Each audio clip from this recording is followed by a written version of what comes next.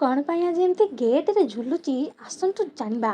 ଆଲୋ ଆମ ଗଛରେ କ'ଣ ପଦ୍ମ ଫୁଲଟେ ଫୁଟିଛି? ନାଇଲୋ ଏଇଟା ସ୍ଥଳପଦ୍ମ। ଏଇ ଫୁଲଟା ସକାଳକୁ ଧଳା ଆଉ ରାତିରେ ଗୋଲାପୀ ହେଇଯାଇଛି।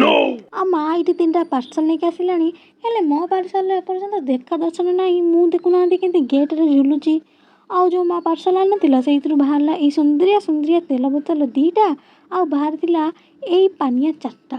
ଆଉ ମୋର ଧୈର୍ଯ୍ୟ ଶକ୍ତିଟା କମ୍ ହେତୁ ମୁଁ ଆଗୁଆ ପାନିଆରେ ମୁଣ୍ଡ କୁଣ୍ଡେଇକି ଟିକେ ଷ୍ଟାଇଲ୍ ମାରି ପକେଇଥିଲି। ଦେଖୁନାହାନ୍ତି ଆଉ ତେଲ ବୋତଲରେ ତେଲ ବି ପୁରେଇ ଦେଇଥିଲି।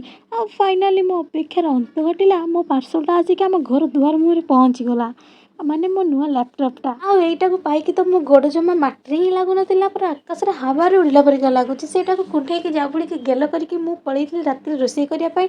ଆଉ ମୁଁ ବନେଇଥିଲି ଗୋଲ ଗୋଲ ବେଙ୍ଗ ଫୁଲା ଭଳିଆ ରୁଟି ସନ୍ତୁଳା। ତାକୁ ଖାଇକି ଆମେ ଶୋଇବା ପାଇଁ ଯାଇଥିଲୁ। ଆଜି ପାଇଁ ରହୁଛି। ନମସ୍କାର, ଜୟ ଜଗନ୍ନାଥ। ସବସ୍କ୍ରାଇବ୍ ନିଶ୍ଚୟ କରିବେ।